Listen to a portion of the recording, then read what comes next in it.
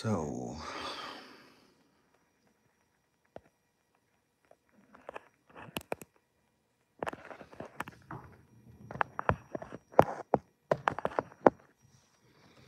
okay. Let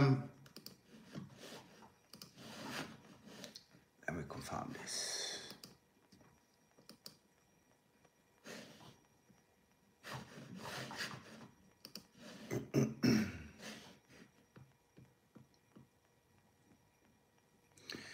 Okay, assalamualaikum badingol, assalamualaikum UDP ko ngal tentu ngal jay ngal bismillah program auto be mun na political discussion so ko take ngal hako dani bake kunu nata janne audio e problem mo sort for Facebook na audio makatara ka funden Facebook, so literally mol mantara mol moy kan no Facebook throughout the program.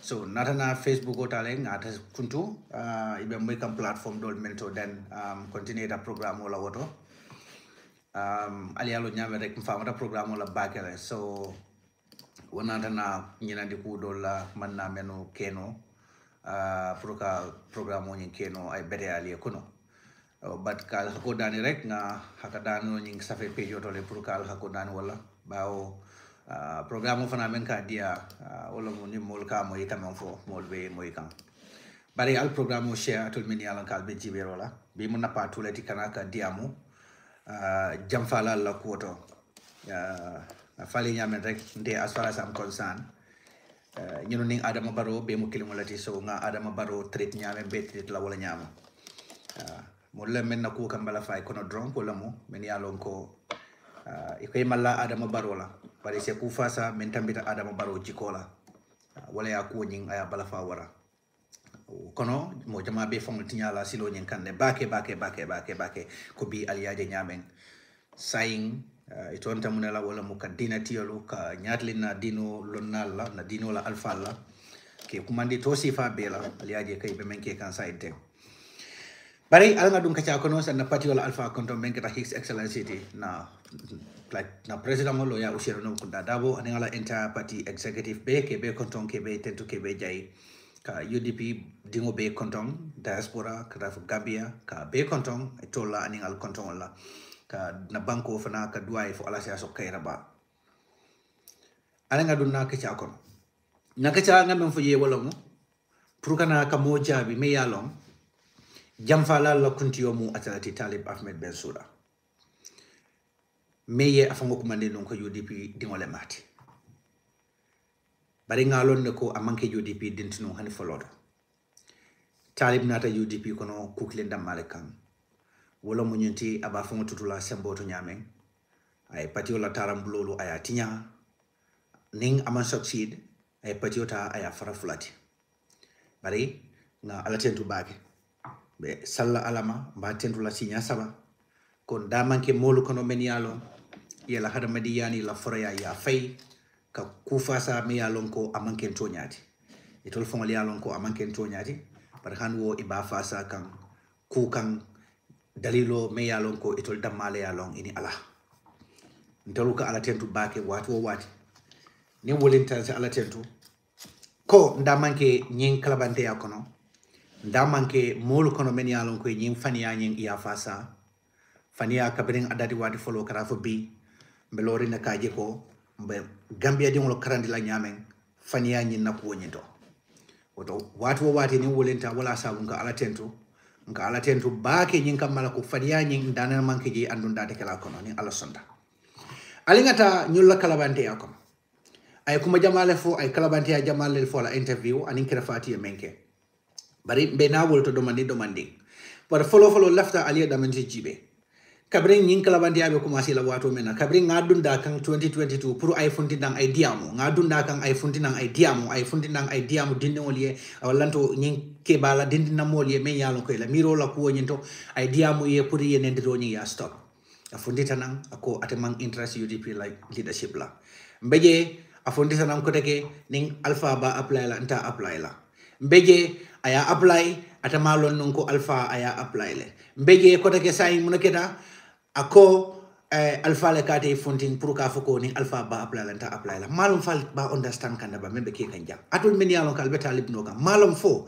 alla miro be nyindi kan lel pang albe bula kan ko men kono alba faham kan ne ban sako atul UDP dingol men yalon ko alpha wala do ko henyim pati we atul fong le do ko henyim pati we albal fam blande kan ko men kono fo al yalon de ban fo albalon malum fo hansain alla miro mantarati kan albal fam bula kan ko men kono kabrin ko woni dati dulato abekata jenkolati fo bi kilometer ma interest yirpi la nyaton kala ning alpha ba apply la malon ko alpha apply no alpha le ko ngofonde pour ngani fo so say literally talib kam fon fo molier let's even assume that ko wala mun to nyati bawo follow ni nyaw ni sabajam wobe kay mo be ngalon ne kala fam wala fan ya follow woti wobe man ken to nyati bawo ate fon la interview to ama foko alpha le ko makon dunda da kono kuma kan saban jamo to ko alpha wol dunda da kono wala mu nyenti ko te ya foko ning alpha ba apply la pour diamo e ban ate ko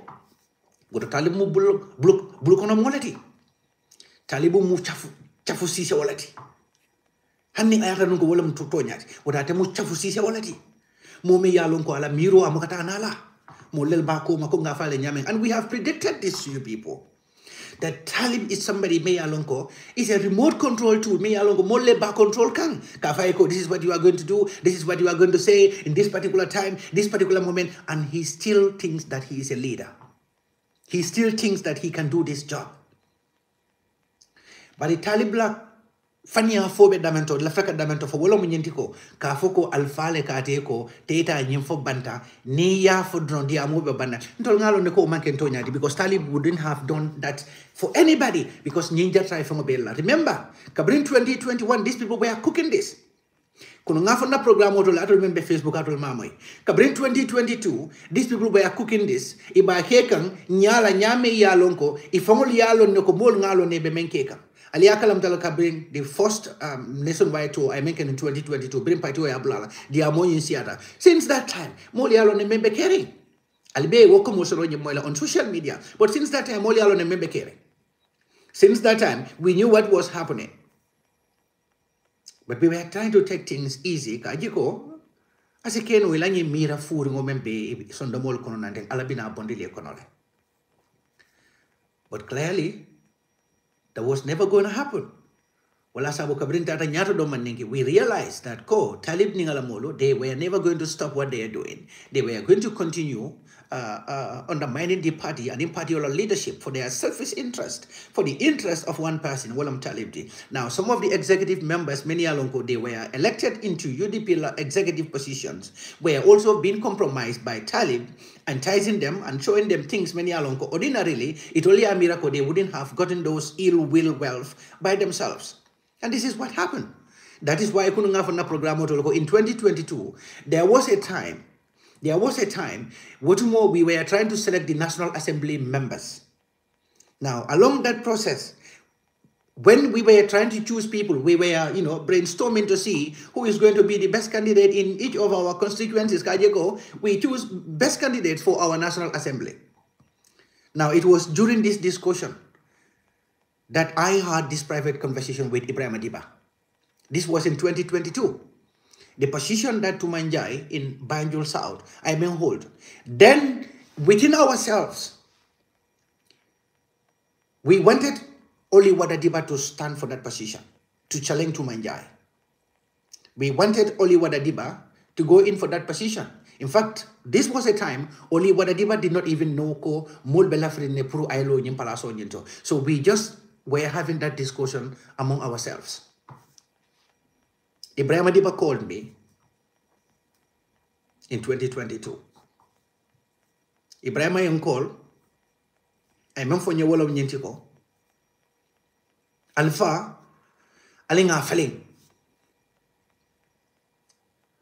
Menkala alatola sinya saba. Billahi wallahi tallahi. 𝒂𝒂𝒏 called 𝒂𝒂𝒏. Ko alpha alinga feeling. Nga sindi nga bondinje nga mosambana meya lonko abe alpha nying abanga nyandila alpha nying abatata le nga katayen den ta winindi nola 𝒂𝒂𝒏 nyina fonye 2022 billahi wallahi tallahi. And if 𝒂𝒂𝒏 wants 𝒂𝒂𝒏 kali ko anema nyen kacha le me ya lonko na nyi miro soto ka oli wada di bala flyer deda. In fact ndara fonga flyer deda oli wada di bay ndara fonga oli wada di bala flyer deda for parliamentary seat in Banjul South. Wo flyer nyi na deda duration o nyin konole. Ibrahima came up with this private conversation and he put this to me. Kaita dinako alfanying alinga falinga kata yen taga nyen dinola abatata le alinga mosa mana me alongo membe sila memba titala kati nganyandi. Yalo nana man nyimfo moija. Because we believe that these people would have come to their senses. Ibrahima nyimfo nyenka ko Ibrahima ikamuna foteng ile kamuna fonanteng Ibrahima. Usenula quality. Are you telling us that Komongo UDP we don't have the right to present a credible candidate to the Gambian people?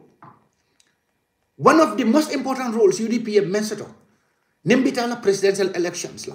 It is incumbent upon the United Democratic Party to present to the Gambians, the best candidates. A candidate, May Alonko, is going to, be equal to the task to control the affairs of the state. I do not see that candidate in the UDP more than Alaji Usianonum Kundadabo. I'm not in for this, Ibrahima. I sana we are doing na kacha nyunkono. Ako nyeko nga nyimbula je nyinka cha wado fombi jam farene sa nga nyatele nyendola draw. Nga kumala fali etende.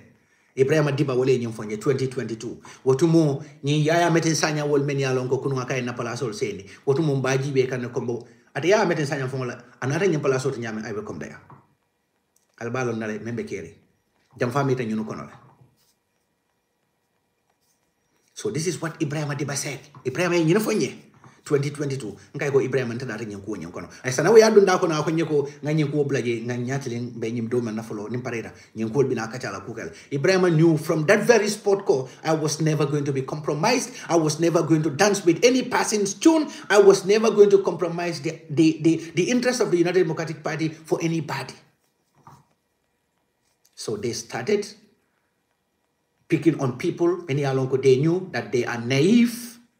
People that they know, most of them don't have that critical thinking skills. People that they have figured out, those are people, many alonko, they are unreliable members of the party residing within the diaspora and the Gambia. So they have capitalized on some of those weaklings and ye brainwash. Ye brainwash nyadile. Diaspora. Some of them also called me.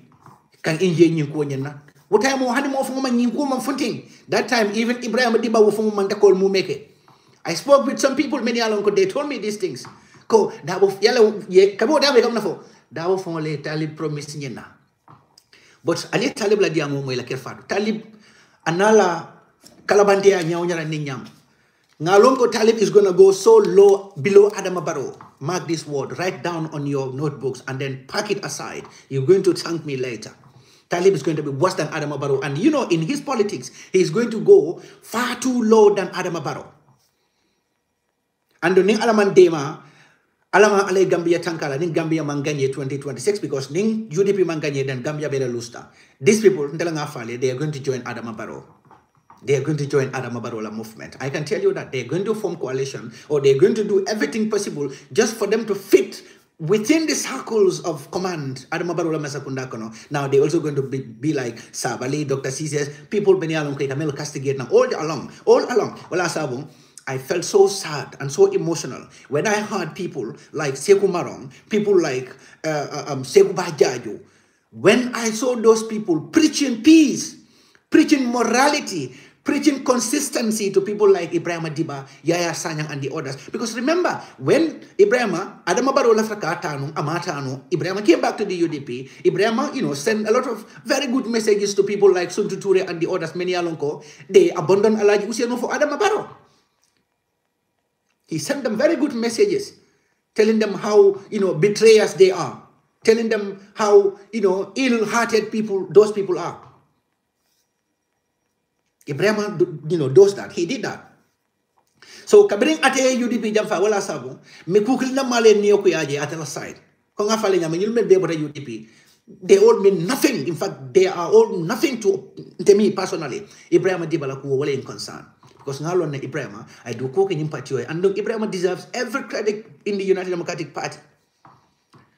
But sentano sembo watra ye Ibrahima ta ya target ya use aying first what soul many along ko iberila la menu kan ko alaji Ousainou lié alaji Ousainou le Talib fong promise ñing ko makam bat nak Ibrahima Dibale da kono Ibrahima Dibale ñing ko wonyinta ka amplify but imagine Ibrahima ya lon nako atete hanyin na ka funding ka fani ala ñing alfa kan wala sabung ay ko makam wonyinta aya bule bulo ko saytul ba amplify kan ali Ibrahima mo le kabri mo yamuta ka approach Ibrahima mo nafo ako atene na mafo moy ko alaji Ousainou le Talib ta ka promise ñim flag bi sibla ka foko he is the only winnable candidate.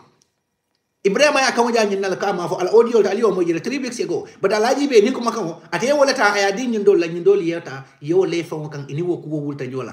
This is what most of the innocent people following them today do not even know. This is what most innocent people, members within this betrayal movement, the Yufu Yafa Kafo, most of them don't even know this.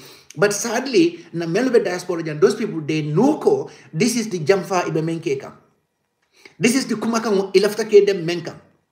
So, yeah, Ibrahima Yalonako, Ibrahima will not go that low, in my view, even though now he is proving me wrong, since he started insulting people, elders like Lamin Mani, Larisisi, and the others. I said to myself, Ibrahima is going not.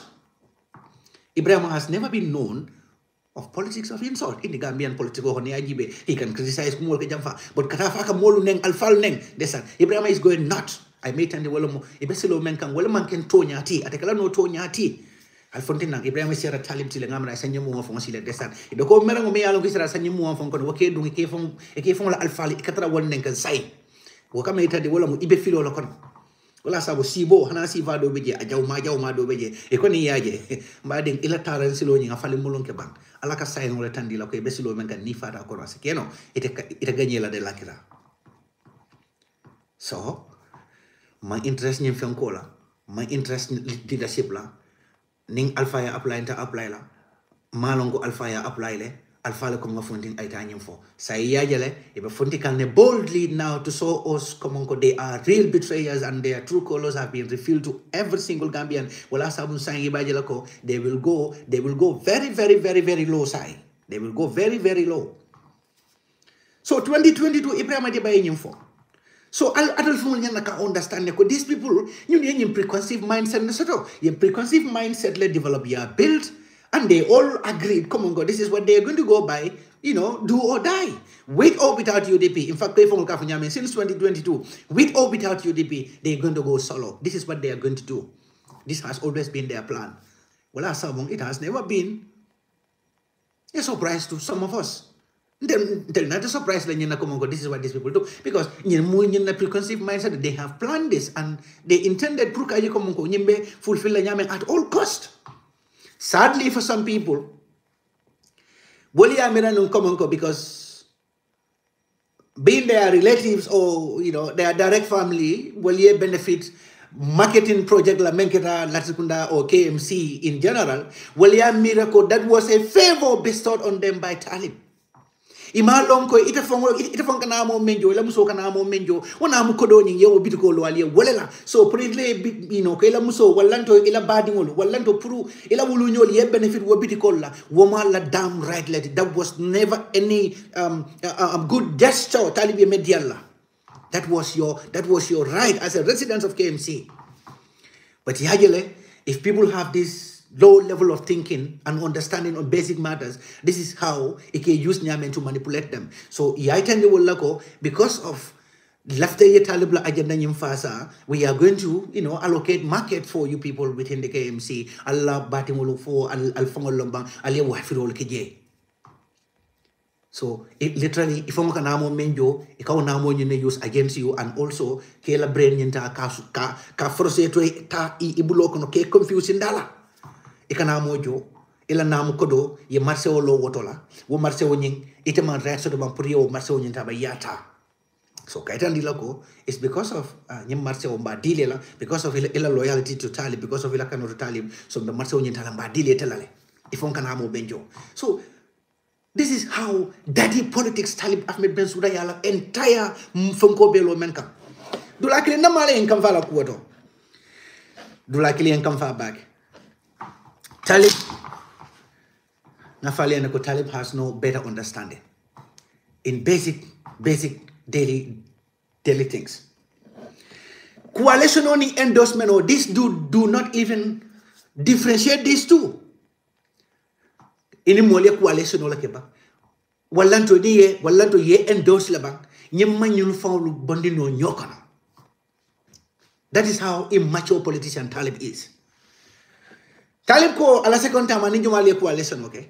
Ako JDC, GAP, NUP, alama ale neman kafro kala na komradi Abdullah. So akani nyunali coalition okay. But the entire Gambia know that this is false. This is not true. He is lying. He was lying. This is not true.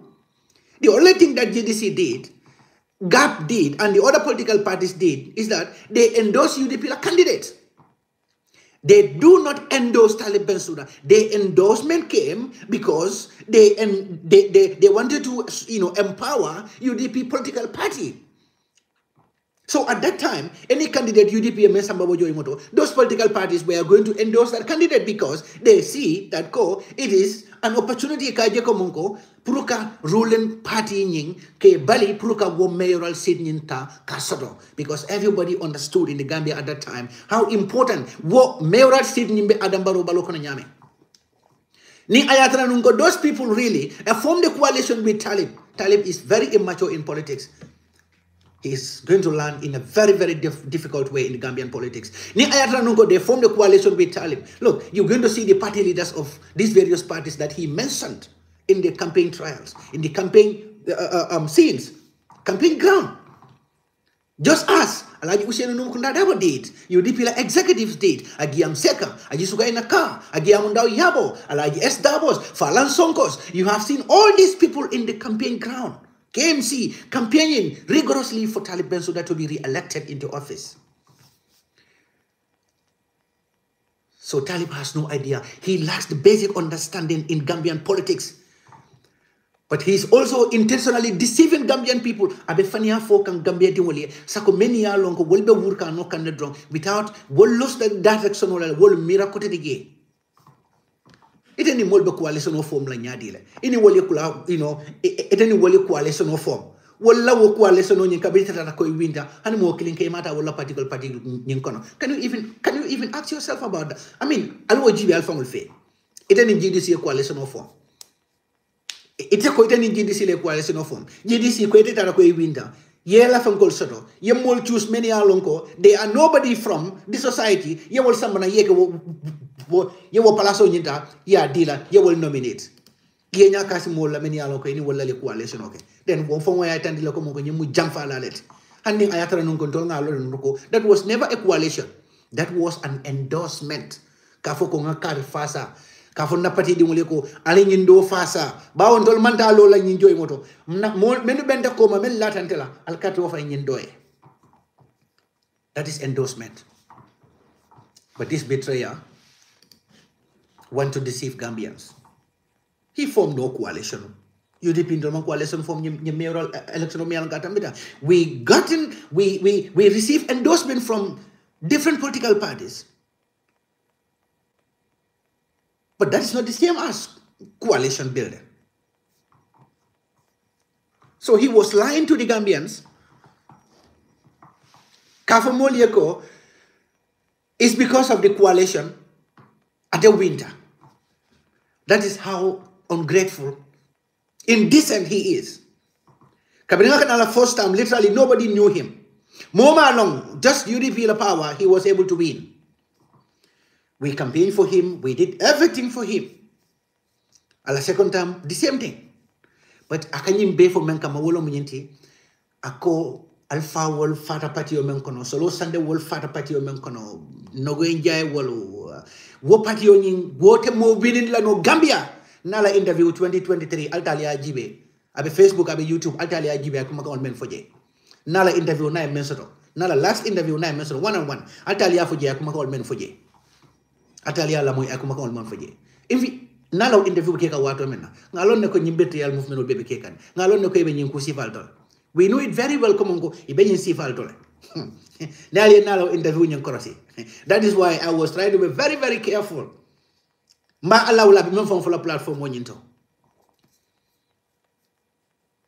Because Kabiri Watayamolo, he started, you know, enticing people with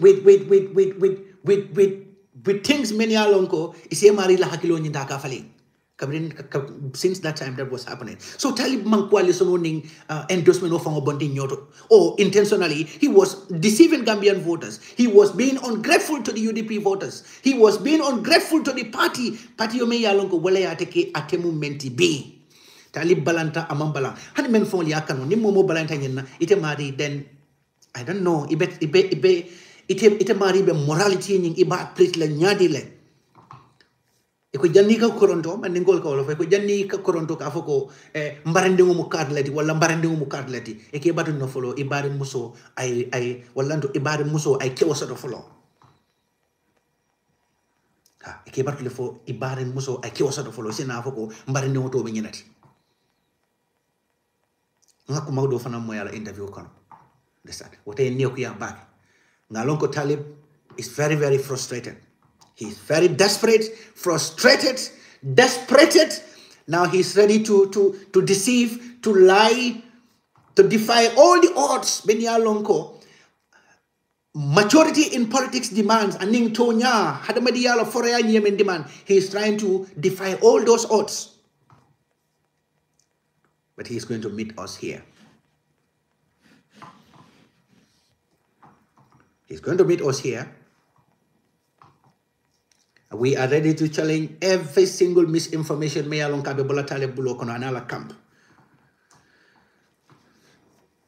So literally to these people, Ning ijamale kachal sodo. Yemenu hakilol sunya, both diaspora and in Gambia. Ni jamale kachal sodo up to this last minute. Even as early as Nying Banasal Kola Mutumombe Gambia, I had those lengthy discussions with a lot of them. But Nimulu man la alala, Nimulu ye fangolu compromising de le. Wala sabung ye forea kamul menufo, imagine saying, payment kumay nyal koto. So wala sabung yatray ka kelo bulendi rohimalik lo kama nalia kalamta rohimalik lo. Mayores, I will program menke Panderi and the others. Kabrin data Spain for UDP Spain, the UDP Diaspora Congress in Spain. Kabrin Multa Rege. Rohia Kumakangol Menu for Wala Sabo Kabrin Boran Congress the drum despite the magnificent success of that Congress. The Congress on abating simply because Rohia Kumakangol Menfo pained these people so badly that they couldn't just take it. Because Rohi everybody, including Ibrahim Diba. Ibrahim said in that Congress another on behalf of Talib, because Talib Mawado Soto. So I take Ibrahim Anata on behalf of Talib. Rohia Kumaka will menu for ye. Where come from? So Rohi was a mayoress. Rohi was a threat to these people. Talib is very, very jealous of any potential leader. Imagine leaders. UDP. Talib is somebody hates all of them to the core. Because Talib, to him, he mustn't have any competitor in the UDP. UDP is his birthright. That is how fallacious his mindset has been, directing him. The dude felt so comfortable in the UDP to the point that he thinks he's going to snatch this party from people. How can anybody with his right sense, not an individual contribution or UDP, how can any person in his common sense compare the individual contributions and the efforts Yanks Daboye Menke in the UDP compared to Talib Ahmed Bensouda Menke UDP? Talib came to UDP 18 days, and very ungrateful of the past. It was Rahim Malik Law who brought this dude to the UDP. It was Rahim Malik Law, who motivated him to become a mayoral candidate in the UDP, that is to apply a mayoral candidateship in the name of UDP. rohile asambana UDP. So what interest? Alingam phone yinka. Rohia mu interest Lesotho to be jealous about this guy. They all in the same position, equal. If you comes to the national executive role positions, rohila palaso le bala palaso yinka. Rohia mu any jealousy Lesotho to these people. Answer is here. Talib is very insecure. He is one of the most insecure politicians in that country. He always felt very, very insecure. Potentially, that can outsmart him. Potentially, that person's character is far better than his own character. He feel very, very insecure anytime. I need more sifaji. Wala sabu, anin men bitakan nante. Abebe jamfara, killing, abebe jamfara. Abebe jamfara, killing. All what Muhammad Sawal has been telling us. Look at Binta Dabo die hard UDP. Mfongola sister. When he left, I wrote a message to Binta Dabo. I congratulated her and I thanked Binta Dabo. Go to my timeline, Kekendo Proud Monday. At that particular moment, that day, Limena Binta Dabo Funtinta. Look at how joyful or joyous these people were. They celebrated it all over because munaketa Binta Dabo every single day aka audio funtin the audio fula saba abe nyinu la nyin ko nyinta nyin betre yalo nyin aba expose kan Binta Dabo yake wala nyama kabrin 2022 2023 2024 every single day abe Talib nala mo la betre yal movement any step yamenta KMC kono ababe expose kan every single day ila fale no Binta Dabo aifa yakuwa bekata ka totinya limenda Binta Dabo ka bota UDP le subhanallah anna nan golum kuma kan ke kamel may tulola alhamdulillah ni mosi fama janna katara ngono fango ni mosi fal kay alhamdulillah bilamu sonda alala man sayala nga ala tentu ala nga wuli nga saloke ala nga wuli nga lokam fula sali mfundita nan ko albe ku fo kan jang albe me be fo kan nan ten Binta Dabo dam manteng Patio kono mo jamanle bije men yalango we have different characters. Binta Dabo ta niaje bi albasa bread kanjang because Binta Dabo albe baro menke kang Binta Dabo be balandi ngela la Binta be loro ngela kan kafo alala lungo. Ayina for here. Ke mo boja wolo and the others iba floko alhamdulillah this is long overdue patio nyi nakani extra la kabere wati. Ha. But that time dolngalo na membe be kere. And wala sabu we were never going to give anything a chance. We knew come on, these people are going to last this way because ngalon neko inebe kono ning UDP meta they will go solo hanni erta nunka be jarlene pour maloye fa Gambia bankoka talibi nyul nene yina nyama mansaya jarta talibi a pelela so ay nyum moltale ay nene tenne wala sabo ningali crossing ijama bije desan. It had to the point that ilamiro mankela miro. Imagine say kabula na usta so leke neng na almamo lebe neng kang. Simply because usta so dole fundita mem manke politician fangoti. Me ye shia kumolo fo. Kaita ndi komongo Talib Ahmed Bensouda and share la relationship obe nyame Gambia ifundita na ka usta so nyinta kabalo be bane kabalo bene. But in dolunga ala tentu bag. Many along kay kabula no almamo la UDP usta so la nante wotu moy bankono imagine bi ndo dahatale betata ndo la alfa mun alfa let al usta skunda lambang talibe kunda lobang yen bemu alfa let so saying albamu la dawda ne abekala nyin jamfa ka folati ito mo wala jamfa ka fola mo itoti there is no other name. So Talib ko ate motorcycle lel sang fanko UDP ani fanko bi maitandira la janko anyom fania ko makamu tekere ibado nga fale jumala mu Talib Bensouda hantara so naya bonding UDP la ko kono aka fu bantale aka la file wo credit nyin idea la he wants to take every credit me ya lonko ayake patio nyin kono. This is what Talib this is who Talib Ahmed Bensouda is. There is no single effort individual contribution Talib Yemenke UDP me ya lonko he do not request for that credit.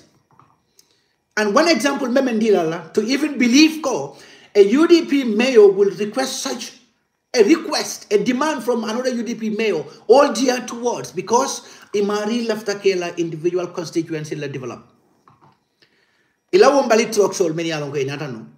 When Chairman Yankuba Dabo came into power, of course, they, look, these people, they campaigned against Yankuba Dabo in West Coast region, Puragana Kanyino, just for Amadou Jite to win. They knew the Yanks Dabo Ganyeta, they're going to have, in their mindset, they're going to have another competitor within the ranks of the UDP. This is how ill-hearted Talib Ahmed Bensouda is. He is one of the most ill-hearted politicians, wallahi, I have ever seen in that country. I prefer Adama Barrow over Talib, 1,000,000%. Even in the next war, I will prefer Adama Barrow dictatorship with everything he's doing over Talib Ahmed Bensouda, because I know Keka Memfo, ye malay iman jino mello, wala fisayata, ye malay ko mello. He's going to be 900% worst in every single compositions than Adama Barrow. Talib Bejawiyala Adama Barrow 1,000,000%. Ye campaign against Yankuba Dabo, Talib Nala Timomol. They were using UDP la campaign manager positions and other executive roles to campaign against Yankuba Dabo, so that independent Amadou Jite could won that election. West Coast region responded brutally. So, Biro Tumulo Minko Nintarakabe fuert. Youngs Nata Kurage, BSc, literally, Alia Benga Jele, BSc Natanyam financial crisis, maybe Jakabri Youngs took over Birkama Area Council. There was literally nothing. BSc was indebted with millions of funds many along. They had to pay, they had to pay them. Because Imankela Kodoti, don't Kodol Elmit, and you Kodol many along a filter. So literally BSc la coffers were at zero at that moment. BSc la coffers were at zero at that moment. So very worketa. Youngs Natana request Nyinki KMC, because everybody thought these are old people, these are all elected officials representing the same political party. So they must be, or they should have this, they should be compassionate. To uplift one another. Promote I ke patio la todiati, I ke to la tundula todiati. Mol fana nyitundu fulo beke bese patio kanu. Yanks Dabo, I request for KMC ye full ambalit fonko dollar time to time leke puri ke fu puri bayala ko ke la nyamul kleano wala ge janni fongol la motol binalana. This is all what Brikama Area Council and Young's Dawola team requested from Talib. You know what Talib says? Talib requested Yankuba Dabo pur naya fu motola. Yankuba Dabo nyan nakata media tole kafu media nkoli ko alanga duwa Talibie Talible mfu motola puru nyinkamala ko Allahu Akbar. Billahi wallahi tallahi. This is what Talib requested. Can you just imagine? This is how myopic Talib is. This is how self-entitlement he believes ko ate mensoto. So how can that person wasala kodo ke ndola pati onyin kono ay motorcycle was hani kilinamu ay song wok kana fundim banta. Let him produce a receipt of those cars. So he was only lying to the Gambian people. Again, puruka mono hakiloro nyinta kasunya. Konga fale nyame, movement lota wuli alekang, abe tamala fani alekang, abe fala fani alekang, foy te momi alon ke bitala ke be joina, molu ka mini alon ko bolel fisa ateti. Kavuo ka fulota fani akono, abe tamala fani alakono, abe fala fani alakono, andong ibitala malola kono. Ismaila Sisi wol tata nyame, ibe sudu yeso do men kono. They are all going to follow the same shoot. Mind you, they are all going to follow the same shoot. Because the Gambians are not mad. Gambians are not mad to even believe a single bit. Especially from their leader, Talib Ahmed Bensouda, the betrayal leader. Talib is never going to tell to the Gambian people. He will lie as much as it takes just to shield his shameful face over the betrayals I make a UDP la. No society, no decent society will trust Talib Ahmed Bensouda anymore. And no decent society should. Motakila, momanyanakila. Na society was society along with Seneata.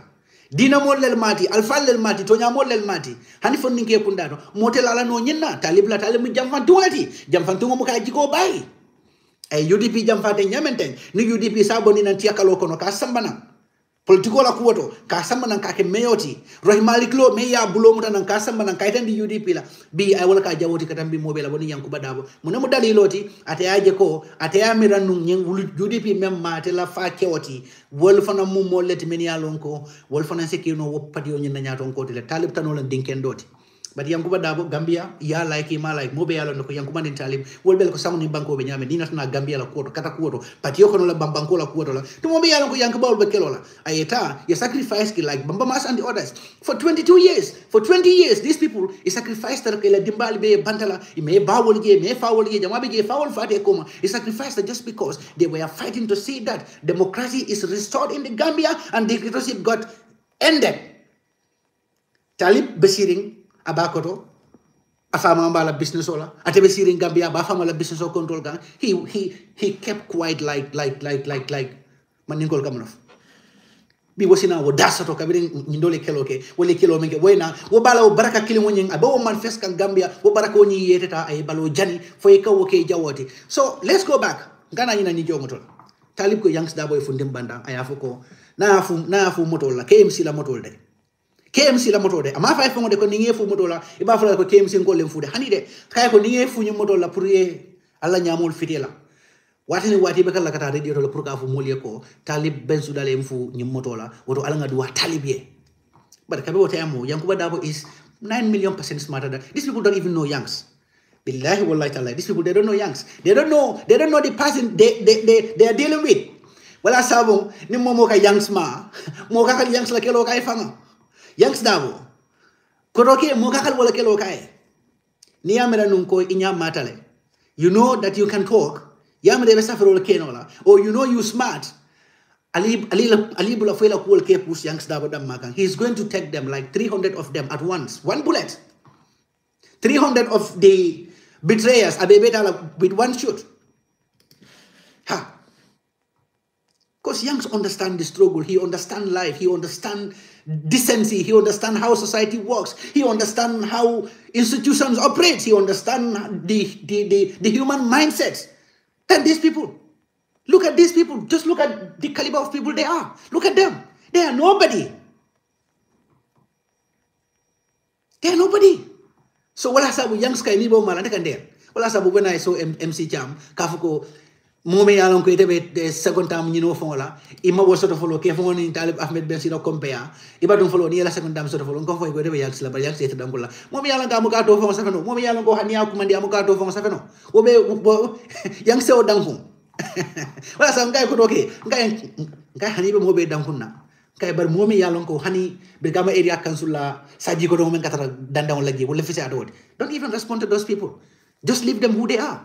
This is why they would keep jumping like frogs from one political party to the other. People can use them anyhow they want, and at the end of the day, pam, dump them. You use them when you are tired, pam, you dump them. They are not even thinking by themselves anymore. They cannot even think by themselves. So literally, the brain matter is as useless as anything, tissue paper. Ha, ni wulta somanda. Ikonga Kenya dile iba wala kala ikonga munafo iba wala kala. They do everything kaje ko mongo to appease their betrayer father. Africa's most indecent politician, Talib. So these people literally their everyday conversations and plans and logistics of what to do is how they are going to be able to appease Talib. Yeah.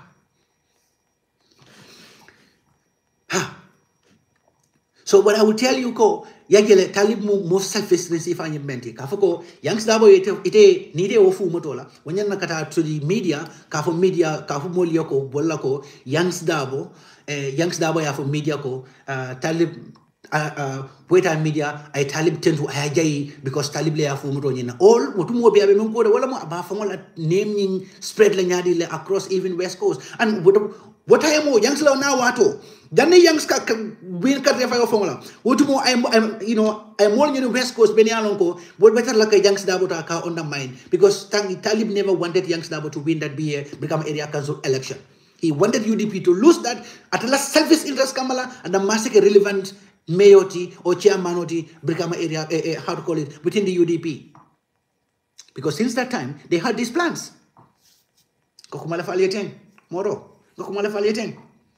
He did all this. So, Mumi Yalongo Kate Fumala Patiola, member in Kawafu Motola, Puraka Doku Gambia Dumole, Atundo Yinkang Patioto Diage, Ika Fendiman will Bulokono. Eka Fendimani Bulokono, member upholding Komongo. Was a cookie no patio yunkono, member Komongo, Afonka Benfo, Akade pick up Lesang, but the Yalo Namunan problem Talib will never produce those receipts, and that will only justify he is lying as usual. He's deceiving Gambians as usual. That's the hard fact. Talib Bensouda will never succeed in Gambian politics. Even if we are going to lose everything, but he will never succeed in Gambian politics. Because I will never allow Moina Banko Kabinalogo is going to be worse than Adama Barrow anymore. Well, as for Gambians, we have an option. The option is to save the Gambia before rotten elements will get rooted into our politics. We have an option. Purunga Gambia Banko Nyinta Ngalondi Silo Nyinkam before rotten elements. People many they don't have any atom of decency in them. They don't respect institutions. Before those people will have roots in Gambian politics, we have an option to change and put in a better leadership. Let's vote for Dabo 2026. All this nonsense, all this self-perpetuation, disrespect to institutions and ungratefulness to the Gambian voters is going to end. It's going to end. UDP dingo mobe dawta ni sako mini yalan kalbe KMC lakono. Nyimal kam farlo lati alfa wal ye doku menge albawol kabriye doku menke pour aliat sonko nyinta alia bay. Talib ko alma ganyendi. Allah me tell you I men fo jang diaspora jang kabira na viana jang. Another viana jang the diaspora. Anin diaspora ankol sita. Botumo ama me bake 3 months ago, 3, 4, 5 months ago, ama me bake. Ama me bake. Another diaspora jang. Ani wole kullo to meeting okay. Yalo na amna fo wole. Yala ako jang jumala ya winindi. Ako kuwa lesono la winindi ge. Ako JDC ni munto long. Ako wole ya winindi la second time. Ako wole yan ako ala muso le ya winindi. Ako ala muso nying ako wole ya ka winindi. Aya fo nyame wolom ako wole ya winindi. Ako wole dunta abadim flow kan pour ka wol convince pour wole carte o fayaye. Ay wole fo diaspora jang. Billahi wallahi tallahi. So Albagi logo Talib coming for Talib is just a liar. He is just deceiving Gambians. This is what he said in diaspora here. He said his wife helped him to secure the second term. Because his wife, what are abadi mulkane ako afonga funya wanka funya odunta abadi mulkan fulolu and idiamuta puru ye kato fire. So wole are winning it. So this is how ungrateful Talib Ahmed Bensouda is to the UDP voters, to the Gambian voters in general. You support him, he's going to betray you tomorrow. Support him today, he's going to insult you tomorrow. Support him today, he's going to treat you like a shit tomorrow. But we in the UDP is not going to tolerate that from anybody. You can go to hell with all your wealth as you claimed. Just as you lied to the commission that every single day you earn more than $2 million when literally it's less than $150,000. You can go to hell with every single thing that you claim to have. That's your personal wealth. Very fine.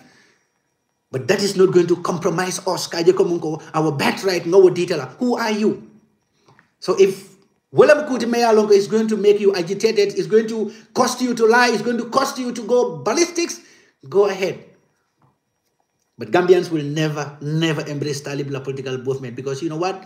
Talib mu jamfa la lati, jamfa la kafola mu andung abe jamfa da mal face la Gambia ko nga fale nyamen aman si follow ay Gambia kodo billion tan nang libanisol bulo kono pour kala nyim politiko nyinta ka fasa ninga nata masakunda wato men alma ale Gambia tankala but anytime anata fasudi ata gela ay nyim billion men da Lebanese businessman bulo kono abe be jola abe jola nyaadi le alkana mo kodol menjo aba jola wolle la woto nali Talib Ahmed Bensouda ran kalbore ngafa nak yanko len ni nata je ali mutali city ali city foy ja kew ali city foy ja kar ha aliye sitije na manke joti alkana fendi la karte fay wetara sitri mo joyi moto ha e bagira ni bije nyinde sita Libanon wolto Casamance wolde ba menu fo lebe lali yemuta ki amban ko gambi ala dendi ko lombang kalenda lambang ita jele nyala abe tara dimba ko abe malata cew abe malata kalenda ni dendi ko lombang kata fo nyinta fi lombang abe malata cew ya be mala Gambia dimul baitandi la these people lal ko who they are bay ko do fo lel kafo look at their social media warriors wali ko mol men fo kalila moy wol fanga men fo rek ni yama non ko idrajatale ywe UDP kono fo weta itara fo yeji ka commencer jigo mi yalan ka te watinna funde di UDP kono eta hani wulola dajji wol be fisalet hani wulola dajji wol be fisalet ha so Gambia dimulu alla do ko fele UDP dimulu alla do ko fele patio alla do ko fele Gambia dimulu alla do ko fele 2026 pour nga banko fele nga banko fali nga alaji Ousainou Numukunda Dabo Sambana je pare kenseng pare la kenseng anin sobula kenseng anin diamula kenseng wal muka banko fali no wolte do ku keno la banko kan e jogo momenti ba wala kala ali nga alaji Ousainou Sambana ali nga alaji Ousainou Sambana be ajaratu Rahim Malik Lo kontona anin chairman Yankuba Dabo ibe dogu menna ila various constituencies to be tentula bage be jayila kono Brikama area council Yankuba Dabo la nyato nga yakoto ye signero ke kaito me yalon ko inin Morocco la municipality dole beje ini wale yake esabera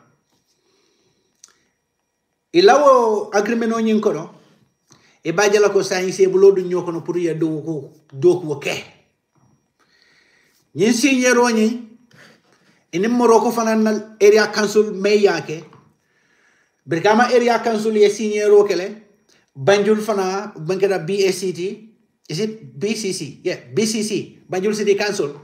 Wal fana ye signero nyinkele puru nyin council fulol Brikama area council ni Banjul area council o Banjul City Council wal ning Morocco la nyin area council banyin ibe do ko kala nyaadile kanyo ma koy kuolto kela ideal share do ko ka nyaadile nyun la do to foye nyin kudo nyin keno nyin ku kenda banyin nyin fana sakare bulo ko ne yake inyo ma koy they them work hand in glove.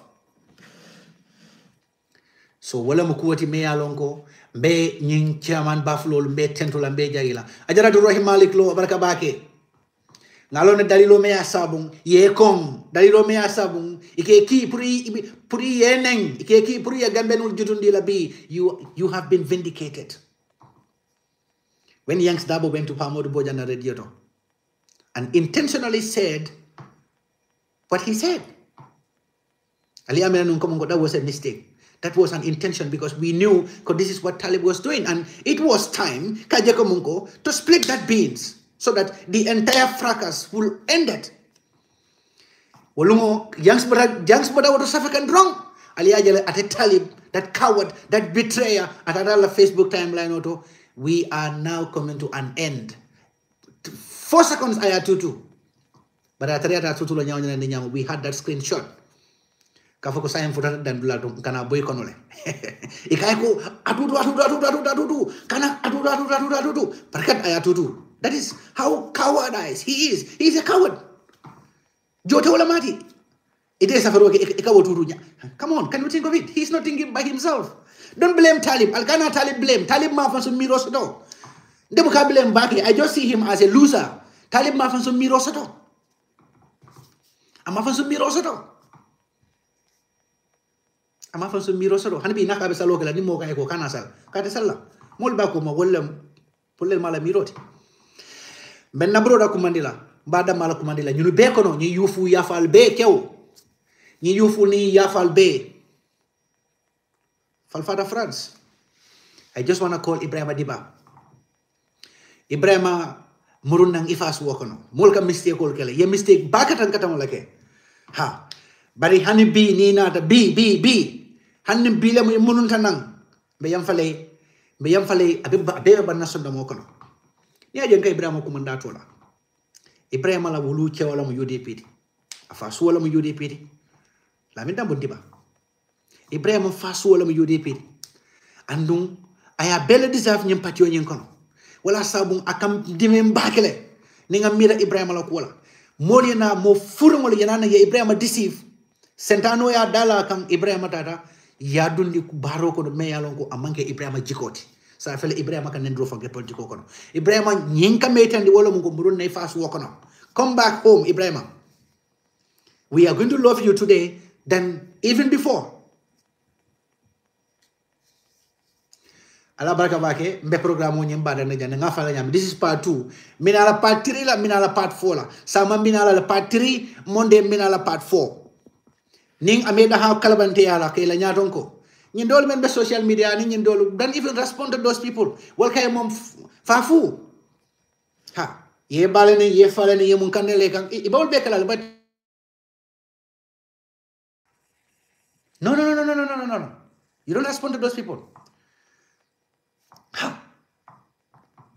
so ala baraka bake fo wati ko ning ala sonda zinana nalina program wala ko dege sama binala inshallah to come for part 3 and Monday binala to come to part 4 many alon kalbe jibiro la other platforms like Twitter and YouTube na kunu na system o problem wala soto so na external camera lo maybe malano science ending so wala sabu adol be jibiro la damento podcast da mala be je audio da mala be je men be Facebook to nya wol ben je kan na fonkol la inbuilt camera nyendala bari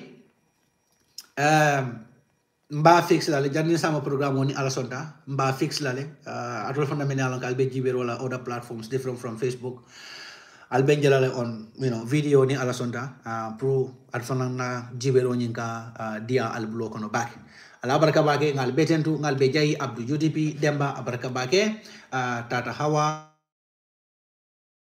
ala barka bake ngal tentu ke baga sama ala barka bake lamental Musa Sise albea barka bake fo ala jiber ni mala mo lamin jabi abarka bake moro dabo ko let Talib resign no he's a coward he's not there ato try la fona na yo try ayalo ne kala fon ko banda wala to bidala by election wala ba bute la fada e banko ma ni mel yalon ke beri na palaso tata let them resign ni ajibe and you know the interesting thing is ni Council men yalon ke better than them Habibu and the others nga ñu be kalindi ñu platform mo jani alquran la ni alaj bam fa camera ñi ñu be kalindi alquran la ñu platform mo jani ko anu na kalindro ke damo nakam wala mi ñenti ko nte UDP jam fala ni ñi la place ñu gagné UDP to yalla billahi wallahi alaj bam fa ba balore ka fa la France jam altan na programme wol to pass programme sal de jibe so wala sabu ñunu ila ku kana mo dew billahi ñu la ku kana mo dew Karamo Bajo, Baraka Wake, Uncle, Baraka Wake. Youngs Davo is a great man. He is a great man. Youngs Davo. Youngs is a no-nonsense man. He is a no-nonsense man. That's why he's going to be a nightmare to these people because Youngs here struggle menke. The experience I mentioned to dunia balwoni fangkol kono nyunu mala tarante mosodo. So Youngs most of the time akatara nyunu jibe kana ke jele because Youngs kan nyunu jibe ko ko dinti mere on kamanya mente ake jibe wala nyam. These are toddlers. These are toddlers. Yang sekarang yung diwala kejele.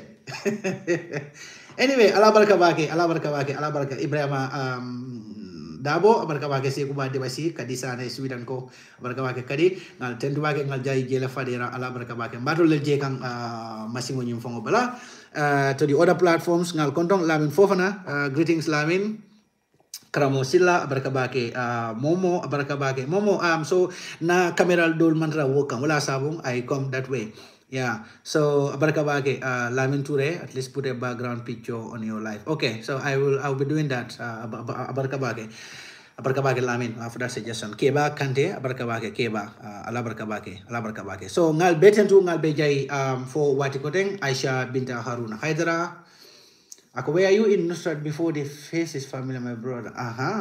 Yes, I was in Nusrat 2004 to 2007. Yeah, it might be. Yeah, so I was in Nusrat also 2004 to 2007. Yes, 2004 to 2007. Yeah, Aisha. Barka bake, barka bake. Ngal beten to ngal bejay, who is the last one? John Saba Sedi Khan. Barka bake, John Saba. Thank you. So, folks, ala barka bake until we come your way again the next time. Ala barka bake. Good day from my end. Ala barka.